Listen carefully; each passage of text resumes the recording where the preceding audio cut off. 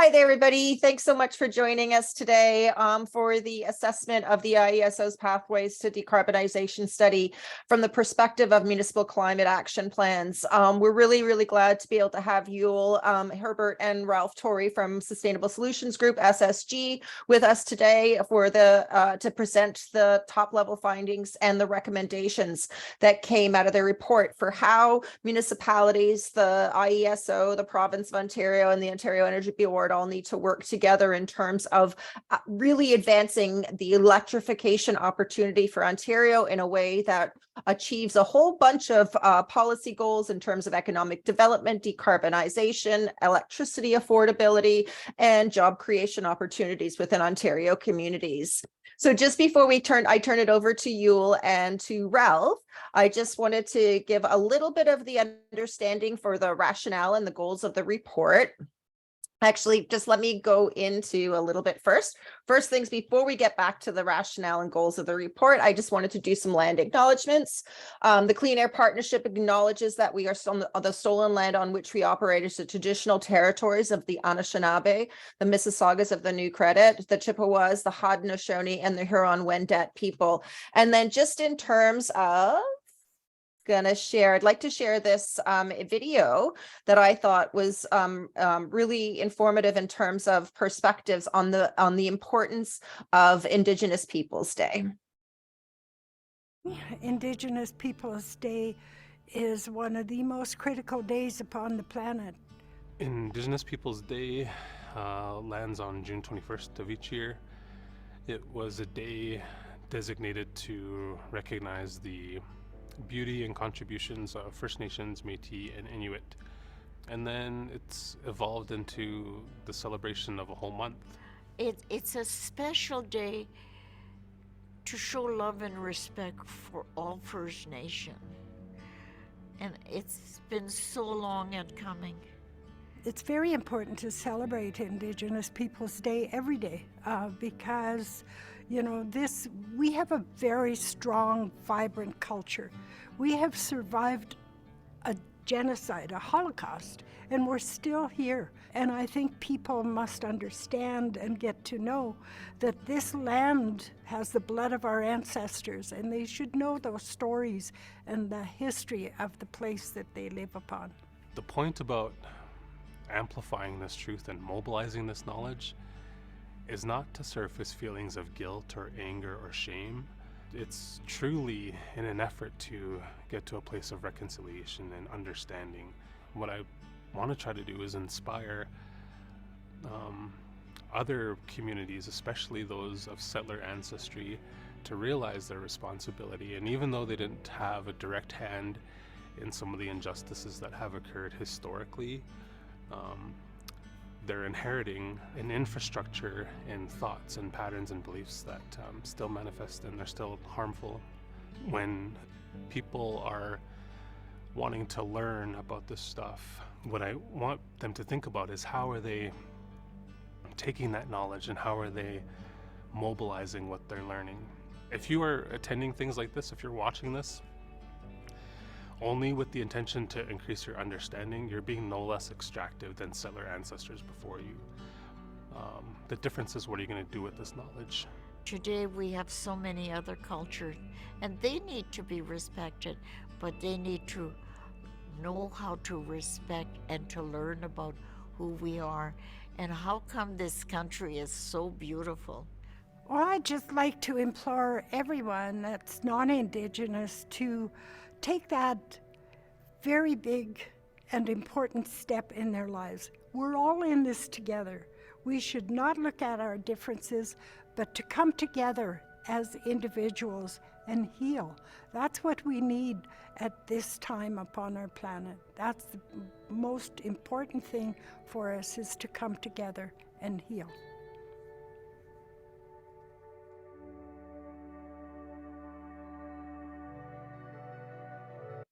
Thank you so much for taking the time and on sharing that video. I thought it was really, the line gave me goosebumps when she said, you know, it's a day to learn about the Indigenous cultures and peoples in as well as showing, building up our empathy, our love, our respect. And man, has it been a long time coming for that. And when she said that, I thought that was like, that gave me goosebumps thinking about that. So I wanted to share that with you all. So thank you. So going back, rationale, the rationale, why did this report come about? So as you may be aware, there were a number of IESO decarbonization studies, one that took place in 2021, that was a decarbonization study that was, it was very unclear what the assumptions that went into it. It was very unclear what methodology was being used in that assessment. And the Clean Air Council sent a letter to the IESO really asking a whole series of questions associated with that 2021 report. And as a result of that, we tried to follow up with the IESO on understanding a bit more of the assumptions and methodologies that went into that report, in for 2021 report. The IESO notified us that they were directed by the Minister of Energy to advance pathways to decarbonization study. And so they were moving on to that report, and they were going to be doing a whole series of consultations with different stakeholders to collect that information in terms of the feedback on the assumptions and methodology that they were going to use on their pathways to decarbonization study. So based on that, the Clean Air Council let the IESO know that they were really keen on having clear transparency in the pathways to decarbonization study. The Clean Air Council was really interested in doing a peer review of the pathways to decarbonization study. And in order to do a peer review, there needed to be transparency and clarity on the assumptions and methodology that was used in that one, in the pathways to decarbonization study. The IESO also said that they were not going to be responding to questions from the 2021 report because of the fact that they were working on the Pathways to Decarbonization report that was to be released in 2022. So the Pathways to Decarbonization report was released in the end of 2022. And then as part of that process to follow up with the Clean Air Council to undertake a peer review, that's when we worked with SSG to be able to have them be able to advance a peer review, some sort of attempt a peer review of the IESO report. But really the main goal on that was to try to identify the strengths and weaknesses associated with the study, that the IESO Pathways to Decarbonization study, and then understand whether there was alignment, the alignment that we know is needed. Was there alignment between the way municipal climate action plans do their work and the IESO modeling that took place? And one of the key things that really came out, and that Yuill and Ralph will be speaking to, is the fact that there's a misalignment between the way the IESO does their modeling and the way municipal climate action plans do their modeling work for the transitions to decarbonization pathways, that Yuill and Ralph will be speaking to as well. That really helps understand why the results are coming back are so different.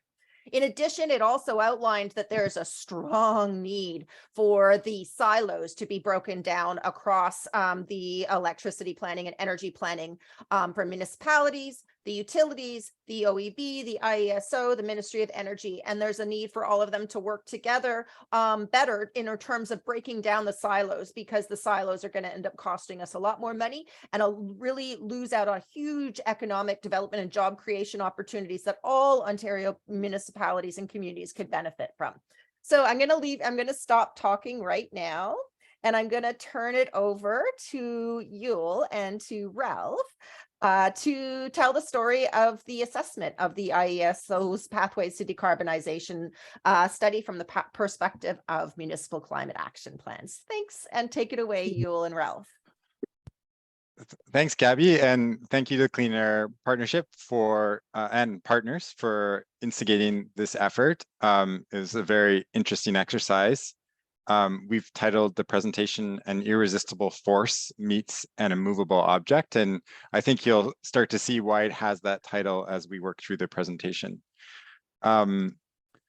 So just a little bit of information about us. So SSG has been active working and supporting municipalities across Canada for approximately 20 years. We have 40 staff in Canada, US, and also in Latin America. And our sole focus is on climate action plans for municipalities. And we've worked on more than 100 plus climate action plans. And as we've emerged or watched this field emerge, we've started to really identify the gap between utility planning and municipal climate action planning. And it's a gap about philosophy, it's a gap about techniques, and we'll start to highlight some of those variations going forward. We have, as a result, started working with utility regulators in particular to try and bridge that gap in other jurisdictions, for example, Oregon and Washington. And so we have some insight on both perspectives, the municipal perspective and the utility perspective.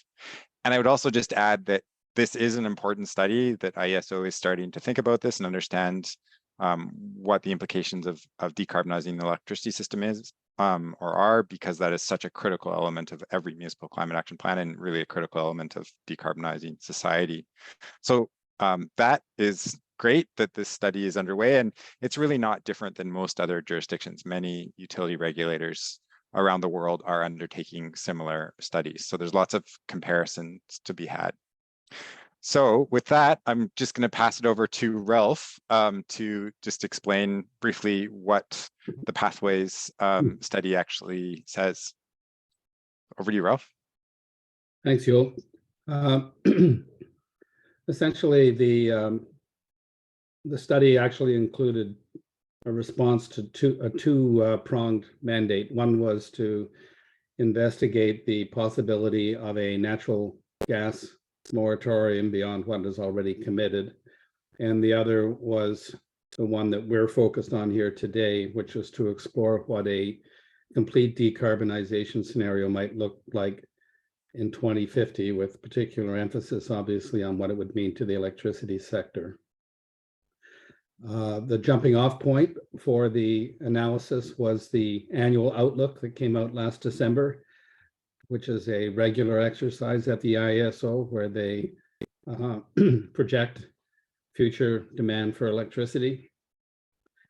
And the content of that particular outlook reflected the normal philosophy of the IESO on these matters, which was decarbonization measures in that annual outlook are pretty much restricted. In fact, I would say they are restricted to initiatives that have been passed into law or regulation. And so, for example, the Toronto Green Building Standard was included in the annual outlook last December, as was the federal government's electric vehicle mandate for the year 2035. But beyond that, very little additional decarbonization initiatives reflected in the annual outlook. So in that sense, I suppose it makes a pretty good baseline for doing what they then did in the study we're talking about today, which is the Decarbonization Pathway Study, where they proceeded to postulate what it would take to decarbonize Ontario and what the implications would be to the electricity system. Conclusion was that the demand for electricity would double by 2050 from its current level of about 150, a little less than 150 terawatt hours to 300 terawatt hours. And the capacity would grow from 42 gigawatts in 2022. It's not peak demand, by the way, that's capacity, to 88 gigawatts by 2050, which would require 69 gigawatts of new build and 5 gigawatts of demand response. It's difficult to grasp the magnitude of change and growth that these numbers represent. It would mean building a system that is essentially more than twice the size of the one we already have, that would build the capacity to deliver, build the capacity in the next 28 years now to deliver as much electricity as the system that we just spent 100 years building is capable of delivering. And it would require, according to the IESO study, somewhere in the neighborhood of $375 to $425 billion of capital investment. In addition to new nuclear, long duration storage, hydro facilities, there is an enormous build out of the transmission system, essentially a twinning of the existing 500 kilovolt system, and several hundred new essentially transformer distribution stations that would be set up to deliver all of this new electricity into Ontario municipality distribution systems. A couple of other points in the next slide. Excuse me. Some observations, really. One of the things that struck me in going through this is the nature of the IESO report reflects a very different reason for doing a decarbonization study than the one that is the motivation for the local climate action plans that many of you have been directly involved in producing in your communities and in developing implementation strategies for. In the case of the IESO, their central mandate is to ensure a reliable, low-cost supply of electricity. And the goal of decarbonizing that system while at the same time accommodating electrification of transportation and heat is really an add-on for them. It's a constraint, if you like, on the modeling approach that they take to thinking about the system.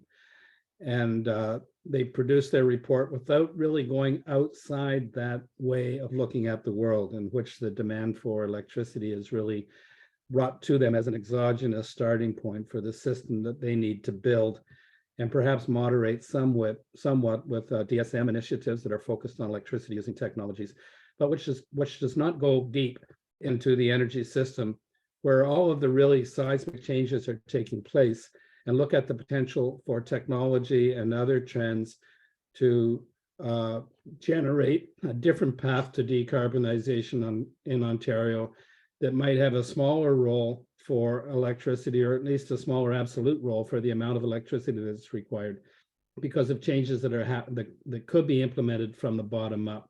Precisely the kinds of changes that one sees in the local action plans, which are really there because we have a climate emergency. And these are plans that are generated at the community level in an attempt to answer a much bigger question than the IESO in some ways, which is a big enough question. But really they're looking for ways to transform entire communities into sustainable low carbon economies and societies. And everything is on the table, from land use planning to community greening to building standards and strategies. And the result is, because of these different mandates, the community low carbon studies typically have a much larger solution set that they're drawing on than does the IESO, which is the more narrowly technological focus. And so we see a larger set of mitigation opportunities from the municipal climate action plans than we do in the IESO. In the next slide, just to highlight again how much difference it can make in the IESO study, that 150 to 300 terawatt hour a year growth that they associate with a decarbonized Ontario would mean 2 to 3% per year growth in the electricity system year after year between now and then. We tried, by the way, to reproduce that number, and we'll come back to this, but one of the problems is the IESO is really not revealing very much information about their assumptions and input. But I tried to reproduce that 300 terawatt hour number, and I assume no more efficiency in no thermal retrofits of buildings, no further improvements in the efficiency of new buildings, no reductions in HVAC energy intensity that result from the conversion to smart buildings with heat pumps, no continuing or any further improvements in the efficiency of electricity use in general, no improvements in electric vehicle efficiency, no improvements in industrial energy efficiency as a result of electrification. And even with all of these, in my view, fairly unrealistic assumptions, I could not get close to 300 terawatt hours a year. So I really don't know I honestly don't know how they managed to get the number that high, unless they just assumed really unrealistic assumptions about inefficient heat pumps and leaky houses and all of the rest of it. In contrast, when we look at the local climate action plans as a group, yes, the electricity system will need to grow in the decarbonized future, we think, but not by 2 or 3% per year, something closer to 1% per year. And that, for those of you who know about exponential growth, the difference between 1% per year over the next 30 years and 2 to 3% over the next 30 years is an enormous gap. And I suppose just before I turn it back to Yuill, the other thing I would say is that there's a potential mutual incompatibility of these two worldviews, and even mutual destructive potential, in the sense that where the IESO and the Ontario top-down electricity system to proceed with this $400 billion plan or scenario that involves expanding the transmission system and the nuclear system and everything else, it will without doubt drive up the price of electricity in Ontario in a way that will undermine what the local climate action plans are trying to achieve in their bottom-up approaches. And coming at it from the other direction, the local climate action plans, to the extent that communities and municipalities in Ontario are successful in moving these plans forward, they will undermine the level of electricity demand growth, which underpins the IESO scenario, in a way that does not end very well. We know about how this ends in Ontario because we've been through it 2 or 3 times, and we've seen the bankruptcy of our utility as a result of these forecasts of electricity demand that simply are not taking adequate consideration of what's going on at the grassroots level. So just to echo Gabby's comment, we need to get these two points of view reconciled, or we could end up with people going off in opposite directions and working at counter purposes, who are trying on the surface to achieve the same objective, which is a sustainable zero carbon economy for Ontario. I'll turn it back to you now, but those are my initial comments on the study. Thanks, Ralph. So just continuing the summary that Ralph has provided, I think the last piece that we observed is that the people who are involved in the two processes are also quite different. Typically, a municipal climate action plan involves extensive community engagement and ultimately is passed by a council.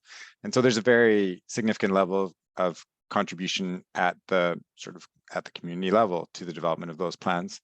The IESO approach is much more technical, and while there is an engagement process, you have to know about it, and you have to be more sophisticated in terms of your understanding of electricity systems and so on, and it can be hard to engage in that paradigm. So I think there's also a disconnect in terms of the language and also the people who are involved.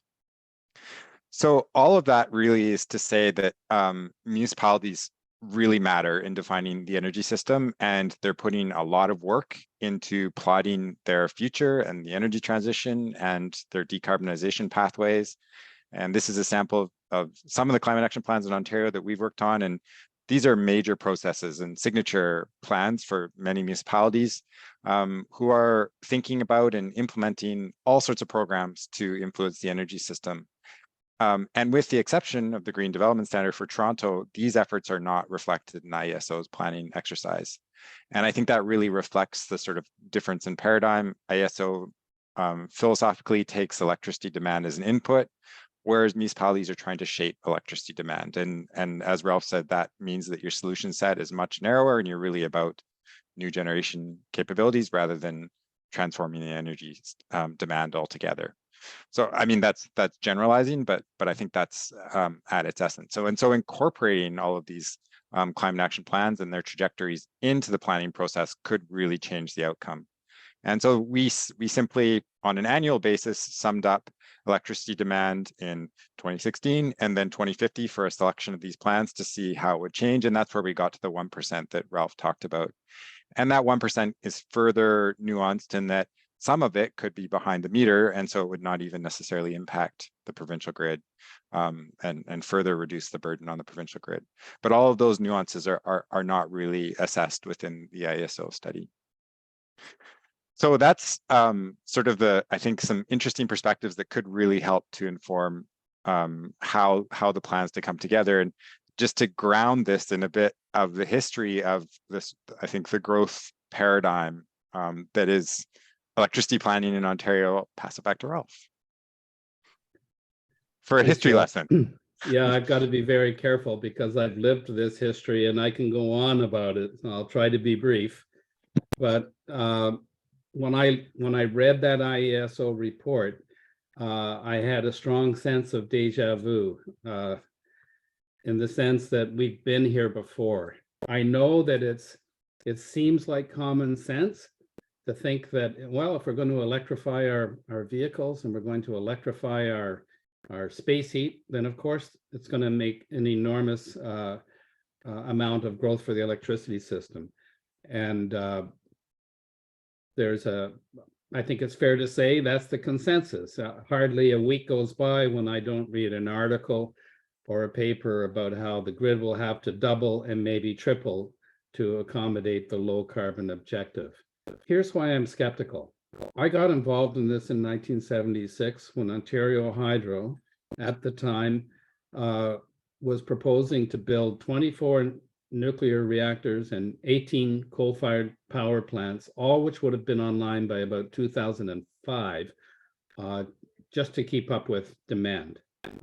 None of them were ever built. To this day, the 38 gigawatt gap that they were projecting is larger than the entire peak demand for electricity in Ontario.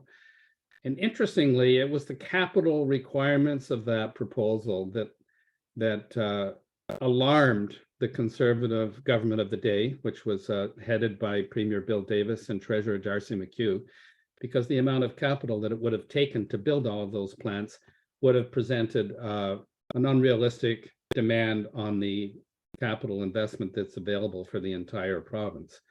So Arthur Porter, the Dean of Engineering at U of T at the time, was appointed to lead a royal commission to try and understand how electricity planning hadn't got so far off the rails in Ontario.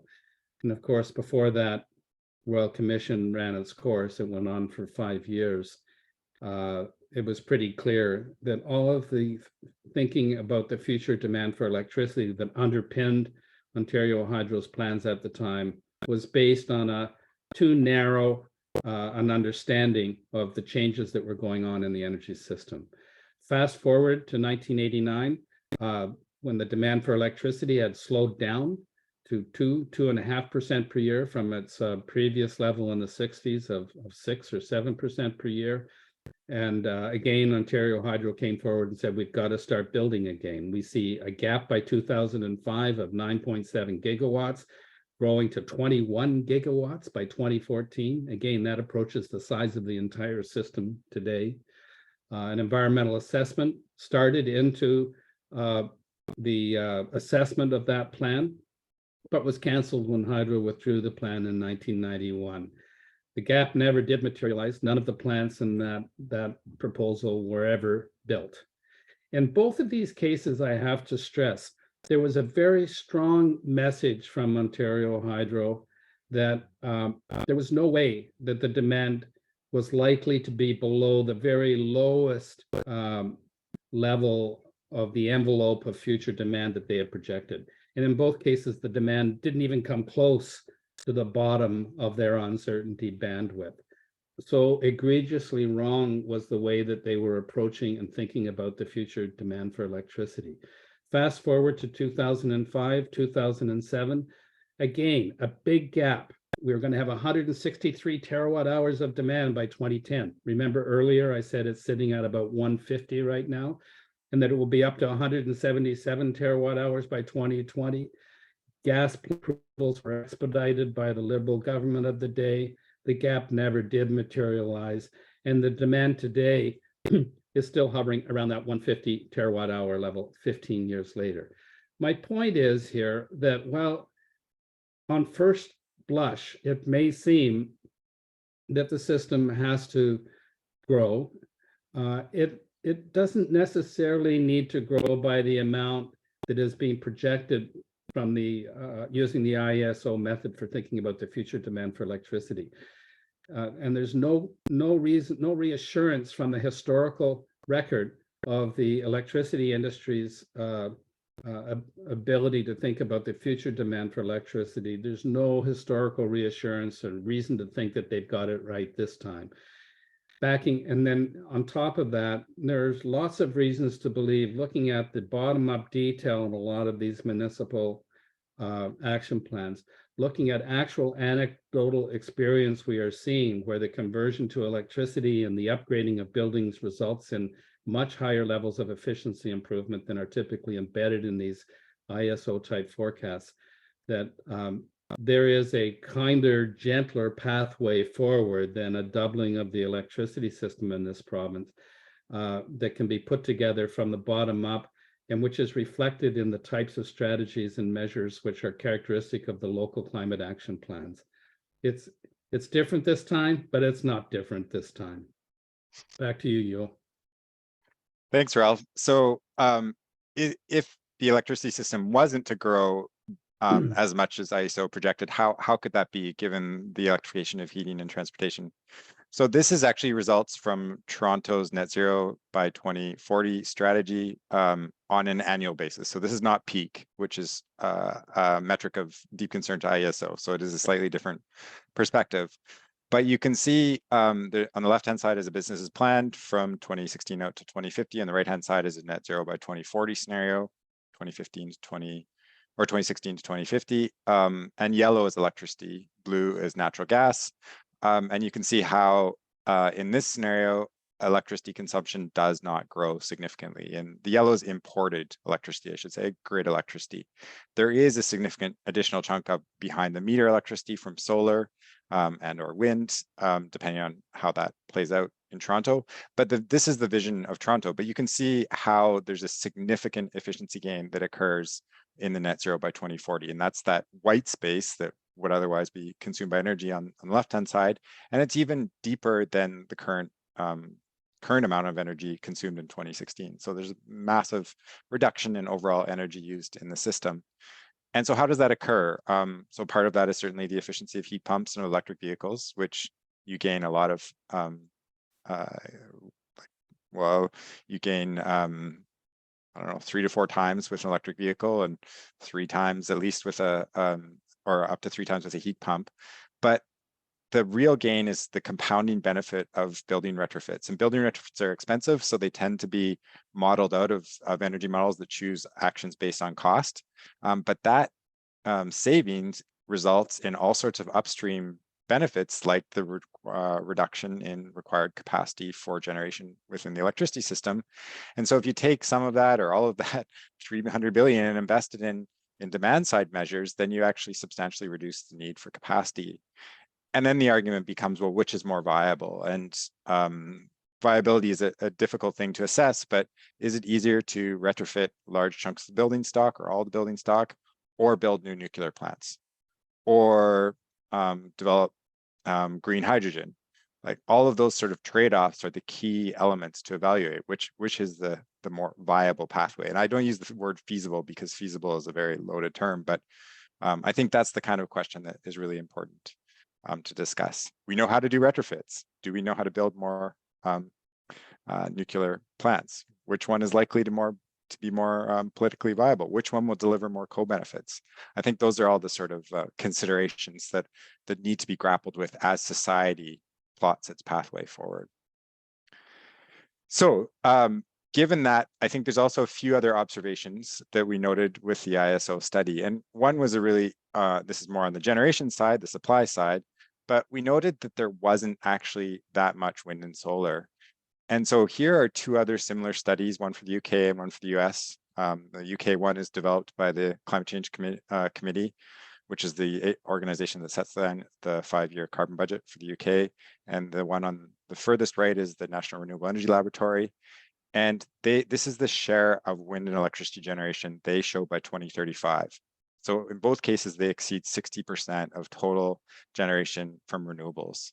In Ontario, by 2050, the IESO study barely cleared 25%. by 2050. So that's 15 years later. So that immediately begged the question is why so little wind and solar relative to what other people believe makes sense in terms of decarbonizing electricity. And one of the reasons is that there's a constraint put on wind and also a very high price placed on wind generation within the IESO study. And so the IESO approach uses an optimization model where it chooses different generation technologies based on their cost, various cost parameters. And for some reason, there was wind was made to be very expensive at a certain point, like exorbitantly expensive, associated with transmission costs in particular. And that constraint on the wind selected for more nuclear. And so that's part of the reason why you see less renewables in this. But there's no alternative or additional scenarios which might evaluate more wind and solar in the IESO study. So that's part of what makes the cost, the 400 billion, so high, is these constraints on the lower cost renewable technologies, which are really hard to understand unless you take a political lens on it. Another thing that we noted within the study is that the cost analysis was very constrained and limited. The IESO only looked at capital and operating costs. It did not look at any sort of social or external costs. And if you take the National Renewable Energy Laboratory study, they look at those costs. And it's very clear that those benefits are massive and may justify the projects on their own. So while IESO, in this case, reported on those blue bars, which are the system costs, this is from the NREL study, but they just only reported on those blue costs. NREL looks at the social cost of carbon. So what's the avoided damages from climate change as a result of the investment? What are the health benefits? And when you add those two up, they actually dwarf the system costs. So accounting for the full costs, I think, is another key element.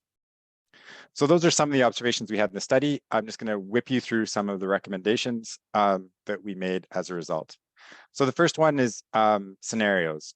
We do a lot of scenario planning, and if you're doing scenario work, you need different scenarios. And for the 2050, or for the pathway to decarbonization study, there's only one 2050 study. So that leaves us with the question, well, how much is the reference scenario relative to the decarbonizing scenario? Or what if you choose different pathways to decarbonize, like less nuclear and more wind and solar? How does that change the cost profile? How does that change the costs and benefits? So that story is not there. And so you're left with this question, well, is this the right pathway? Even if we set aside all the demand and philosophical perspectives that we brought up earlier. A second key point, I think, is that the analysis needs to integrate demand and supply. And that requires a bottom-up model that tracks all the buildings, all the vehicles, all the sources of energy demand within the system in order to be able to meaningfully compare demand-side measures with supply-side measures. Right now, you can't really do that within the approach that IESO has put forward because it doesn't have that window into the demand side, what's actually consuming all of the energy within the system and how is that going to evolve. Number three is a bigger one, something that IESO itself can't really address, which is really to change the IESO mandate. And we saw Ofgem, which is the UK regulator, just a new bill or law was passed in the UK that requires Ofgem to achieve the net zero mandate. And so that fundamentally changes the electricity planning paradigm. That does not exist for IESO right now. And so that makes climate a sort of constraint that's applied to the core business, which is providing reliable, affordable electricity. And so making that change is a critical component. We also want to understand from the municipality's perspective, regional impacts. And we can't do that at the provincial level. We can't understand what job creation opportunities are. And you can imagine if there's a decentralized electricity generation scenario with more wind and solar, that would spread jobs out all across the province with economic development opportunities. Whereas if you go with big nuclear facilities, you get jobs in one or two locations or a number of locations, but it's much more concentrated. So you can't really get the sense of that story from the way the study's been done right now. And that's really important perspective for municipalities. Climate change impacts, we are increasingly accounting for those in our analysis, which is how is heating and cooling loads going to evolve? And that has an impact on demand, electricity demand and electricity peak. And that wasn't reflected in IESO's work. So that would be a recommendation, is to include those impacts. Ralph already touched on transparency, and Ralph attempted to recreate the analysis that IESO did, but was unable to. And while IESO does provide some assumptions in an Excel spreadsheet, it's very, well, the analysis is very opaque. I don't know if you want to add anything to that, Ralph, but it's, I think, greater transparency on the assumptions and methodologies so that the results are actually replicable. Would you add anything, Ralph, or that covers it? I'll keep Carry going. on. No, you got it. Okay. I The guess, economic. well, actually, you know, particularly for a municipal, for the community of municipalities in Ontario, I think it's important to recall the historical role that municipal governments have played in the formation and the shaping of the electricity industry in this province. And we may be at an historical moment where the municipalities of Ontario need to step up and push for the type of change that we need to adequately address the climate emergency, because the institutions that we've got, including the IESO, are not necessarily ready to do this. And some of them actually have mandates that make it very difficult for them to be constructive contributors to our climate change response. Thanks, Ralph. So our 7th recommendation was an economic analysis. Right now, we just have really capital costs, but we want to understand what the full costs and benefits to society are as a result of this kind of investment, and also of alternative or additional scenarios, so that we can actually evaluate what the best pathway forward is. Risk analysis, I think that is increasingly a core component of our work. What is the risk of not making these types of investments? What is the risk of making these investments in the context of federal regulations on clean electricity? So I think there's a significant risk of stranded assets based on some of the investments that IESO is contemplating, but that was not meaningfully addressed within the report as well. And that, again, could drive up the costs of electricity and cause limit the capacity and ability of municipalities to move forward with the pathways that they've identified. The next one is kind of nuts and bolts stuff. We made a recommendation around GHG accounting so that the accounting protocols align with the ways in which municipalities are accounting for emissions. Many municipalities in Ontario still own or are part owners of local distribution companies. And those local distribution companies are in some cases supporting decarbonization pathways, or beginning to understand that they need to support those pathways, and understanding their contribution and also the impacts of IESO scenarios on those LDCs is critical for the municipalities, many of whom rely on revenues from LDCs or use LDCs to support their economic development objectives. And then the last one is, last recommendation is to really integrate regional planning that the IESO undertakes with the local climate action plans. And this gets to the sort of merging of the two paradigms together so that everyone's rowing in the same direction. And the regional electricity planning that the IESO does is a really good place for that. And I think that process is starting to happen, which I think is really exciting.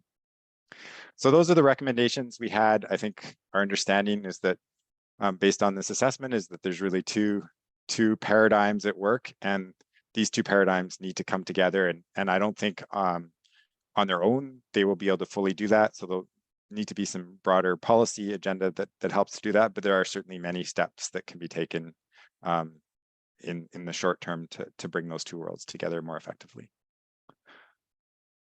That's it. Perfect. Thanks so much, Yuill. Thank you, Ralph. We have time for Q&As, so don't be shy about sharing, adding in your questions. You could just raise your hand. You can put your questions in the chat. Just let me know what questions you may have in the chat. We are lucky enough to have Ralph and Yuill here to be able to answer those questions. One of the key things I wanted to highlight as you're kind of thinking and putting in your questions into the chat, or thinking through your questions, is one of the goals of this report is really to empower municipalities, because traditionally, like, let's face it, municipalities are relatively kind of new in terms of their climate action planning work that has taken place. And so there's a need for municipalities to recognize the value that they really bring to the conversation with their community energy planning efforts.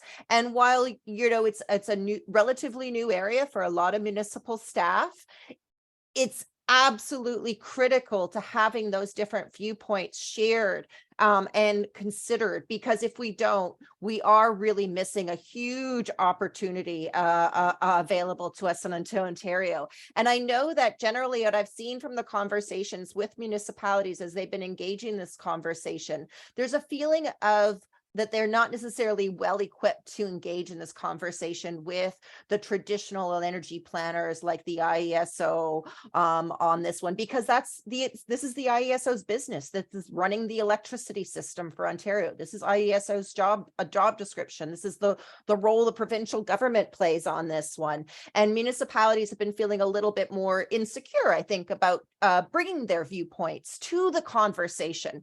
But what I think is really, really critical about this report is that it really highlights the important and critical viewpoint that municipalities bring to the conversation, that if we don't have municipalities in on this conversation, we risk missing a huge opportunity for Ontario that future generations will be judging us for. And if I could just share one little thought that I'd love to share on this one for municipalities, it's really this kind of question that I kind of raised from the Winnie the Pooh, which is, don't underestimate the importance of your role in energy planning, because you are far braver than you believe, stronger than you seem, and smarter than you think. So you bring a really absolutely critical perspective that this conversation needs to be advanced. And so don't underestimate your experience, your expertise in this area as you've been advancing your community energy and climate action plans. Do not underestimate that, despite the fact that, we all know that, I'm going to stop sharing. We all know that we tend to underestimate ourselves. Right. So enough of with my affirmations, my daily affirmations. Mike, take it away.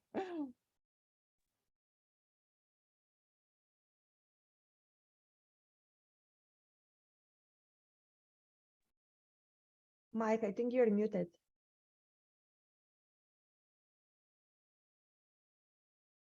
I don't think you hear me either. I think you're still muted, Mike, for some reason.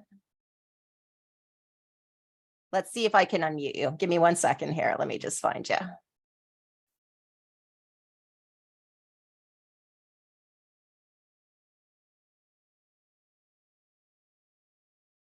No, it says actually that I think it might be on your computer side, because it does say that you're unmuted. Sorry about that. Check your mic, Jack.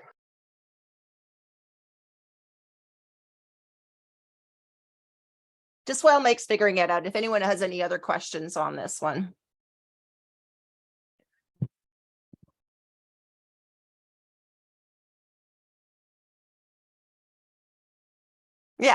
Yeah, no problem, Mike. Michelle, take it away. Let's see if mine works. Can you hear me, Gabby? You're working fine. Go ahead. Good. I wrote in the chat that Windsor and the municipalities of Essex County have just recently started the conversation with the IESO. I guess we're up first for doing the new regional electricity planning. So we've had a meeting last week about adding in the changes for electricity that are going to come forward in our action plans, so whether it's the community energy plans or your corporate action plans. And the biggest stumbling block at this point is, how do you convert between one unit of measure and others? Because a lot of our corporate plans and even our community plans are in GHGs. So how do we equate that to the load on the electricity system? So that's what we're working on now for the next couple of weeks. But we are getting started. We learned that the IESO tends to go to their technical stakeholders, which is basically the LDCs. And even though we do feed information to the LDCs, the municipalities are a little bit in the dark in knowing whether or not the information they fed to the LDCs has made its way to the IESO and its planning. Gotcha. And you, I mean, I'm sure it'll be relatively easy to kind of backtrack in terms of the GHGs to the electrical load, or, you know, the reductions in fossil fuels, because all of that would have had to be part of the back end in order to get to your GHGs. So now you got to reverse engineer it backwards, I guess. Mike, take it away. I just wanted go to ahead, sorry. comment Yep. on are all those greenhouses, Michelle, part of the conversation you're having, or is that a separate conversation? So the greenhouses of Leamington and Kingsville are part of Essex County. So where we're kind of having discussions and a little bit of, I guess, disagreement is the process going forward. It appears that the IESO is looking at the pent-up demand, which is basically the greenhouse growth. So greenhouse has been waiting for electricity for probably 10, 15 years. So they're focusing on the areas with pent-up demand. And then there's other areas that are emerging and they're going, well, we'll deal with the greenhouses first. But because we're at the end of the line in general, we do have a little bit of generation with our 4 natural gas power plants that people aren't very happy with. But if all of our electricity is coming east to west, we're at the end. So you have Leamington and Windsor fighting each other for electricity, and we don't want to do that. So we want to make sure that we are keeping track of everybody's needs so that everybody is accounted for. Perfect. Thanks, I mean, Michelle. I think that one of the things that you might consider, and this would be maybe a general suggestion for municipal interaction with the IESO, first of all, remember that they work for you. The IESO is there to serve the people of Ontario, and probably no more so than the municipalities. So don't be afraid to give them work. And if there are scenarios that you don't have the technical capacity to develop in-house, get them to do it. Say, we want you to show us a scenario which meets the following conditions. And includes consideration of building retrofits, and because that kind of pressure may help generate the types of output we need from the IESO while we're waiting for a better institution that's more suited to developing this kind of work for the province. The IESO's got a lot of technical capability, and perhaps with enough pressure from municipalities, it could be redirected. That's all. Perfect. Thank you, Ralph. Mikey. Sorry. I I don't know where that came from. I've been called worse. Yeah, that's you must be talking to Mikey Fletcher there. Yeah. So just a couple of points, and you know, I really appreciate the information brought forward today, and it's in. It's clear, consistent. Like a lot of parties struggle with, all the moving parts, and the more simpler and consistent and friendlier we can make it, the better, obviously. So that goes a long way. I was going to say, on the technology side, and I could see a lot of folks in municipalities and elsewhere struggling with these issues, as well as the where does it fit kind of in the rational implementation, that you mentioned heat pumps, right? No brainer, right? And more information is coming out on that, and the ability, posting of like peak record cold days in Ottawa where people had cold climate heat pumps and, didn't blink an eye, didn't use their backup heat. It's like so amazing to see, like the reality coming. But then you've got people, maybe saying, oh, I'm not sure, or potentially undermining it for whatever reason there. There's the energy storage piece, where it fits in, and it's a bit new for LDCs and IESO, but still not new in the world or North America, so not too bad. And then you get things that are further kind of out on their knowledge curve, which people like to talk about, but not many people know much about, and that's even things like hydrogen, even if it comes from renewable electric sources, right? Like the losses are over 50%. So you need to use it wisely and make sure, you know, you're if you were to use it, you're using it for the right things. So, you know, that's, I think, some things that people struggle with because, you know, these terms come up. I was going to mention, to Michelle's point, you know, IESO and also Hydro One, you know, there are some great people there that, you know, have committed and have tried to take steps to work in a more integrated manner. And you know, it's not a reasonable expectation that a municipality would be doing, you know, IESO level load forecasting, right? And in the way they plug into their models, that's just unreasonable. So, but they need to connect and align. So there was agreement, and there's a report posted on the OEB's website for the regional planning, RPPAG, where there was unanimous agreement that that there would be that collaboration done, and there's supposed to be some outreach occurring between IESO, OEB, and other parties. I know IEMO did start with one session, not specifically for that, but you know, kind of in parallel, which was okay. You know, too bad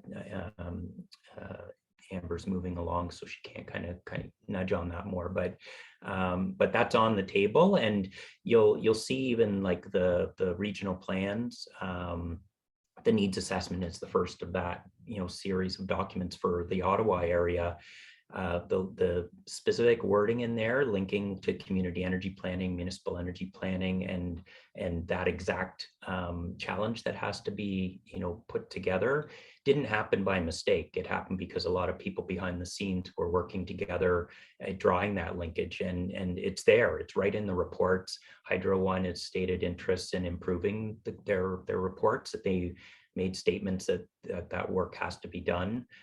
So at least that's acknowledged. They've said they need to put the work in with municipalities and provide them the help to bridge those gaps and harvest the information, and where it can't be presented in exact terms that can be plugged into, you know, a demand model, then, you know, IESO or the LDCs will have to do it. The other thing that came loud and clear to IESO and Hydro One is that municipalities have traditionally been relied on, or no, not municipalities, the LDCs have traditionally been relied on to kind of been the one to collect local feedback, including municipalities, and they now that I think they know that hasn't been happening or in a transparent manner. So, you know, that's on their radar to try and look at trying to fix and maybe, you know, doing more direct outreach with municipalities to try and bridge that gap. So there is a recognition that some of these problems exist. There's commitments from IESO and Hydro One to make it happen.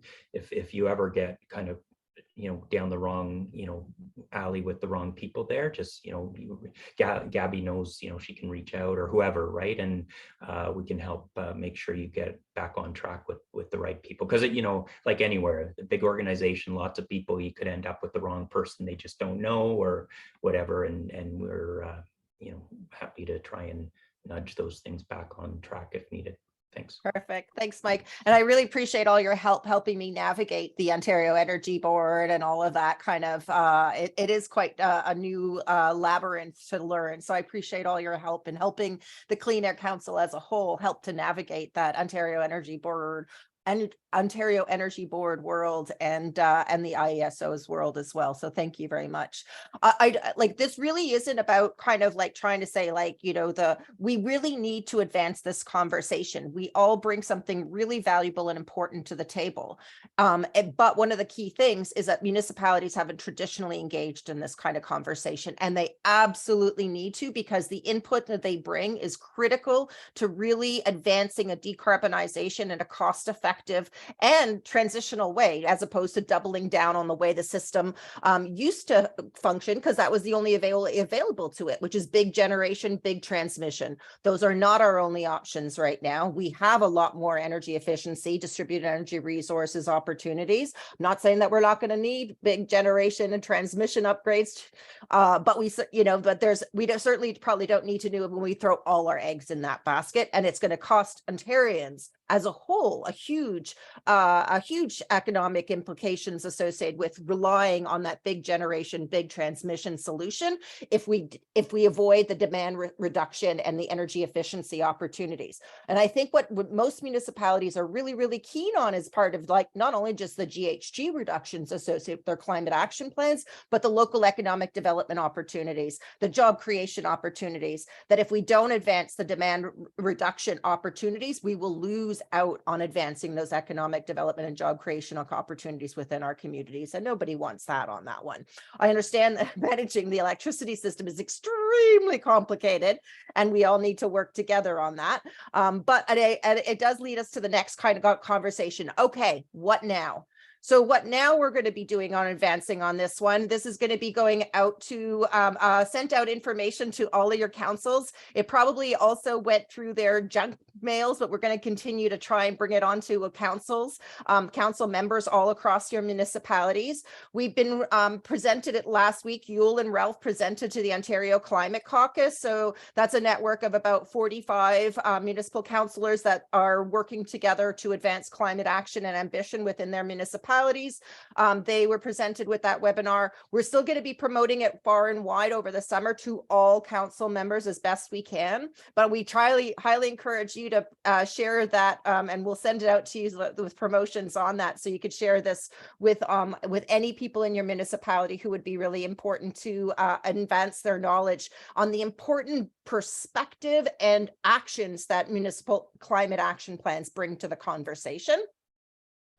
I also threw a whole bunch of links in. The website isn't ready yet, but we're going to be advancing a Help Communities Lead initiative, which is bringing council members together with municipal minister counterparts to advance the conversation, to identify what is the alignment opportunities between the municipal ask, which is in the policy briefs, and the provincial willingness to work with municipalities to advance on these actions. Like, where is the overlap on the Venn diagram between these two? An example of where that overlap is being advanced right now is with the consultations taking place at the Ministry of Municipal Affairs and Housing on green development standard bylaws, which provide more clarity on municipal authorities. That's taking place right now in terms of the consultations that MMH is doing. That's an example of where there's been some alignment between the municipal ask and the provincial willingness to move forward on, because municipalities have been asking for that for well over 5 years that I know about that, in terms of asking for clarity on the green development standards bylaws.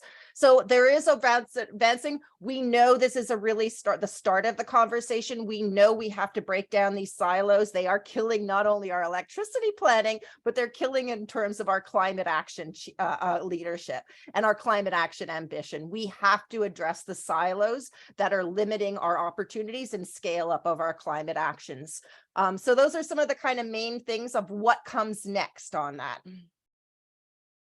The societal health benefits. Oh, one question just before we go on to it, if people have to leave, I can see that. I just wanted to kind of do a real big shout out to Ralph and to Yuill and SSG for this report. Really helped to understand and answer a lot of questions on why there was such a big discrepancy or difference between the way the regional the electricity planning was taking place and the municipal climate action plans. So we really wanted to do that.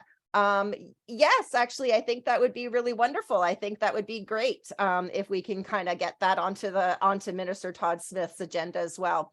For sure, no problem. We would definitely grab that opportunity, and we are going to be trying to advance that conversation with the ministries: Minister of Environment, Conservation and Parks, Ministry of Energy, and Ministry of Municipal Affairs and Housing are 2 target audiences for those advancing those municipal provincial conversations that we know really need to be improved upon.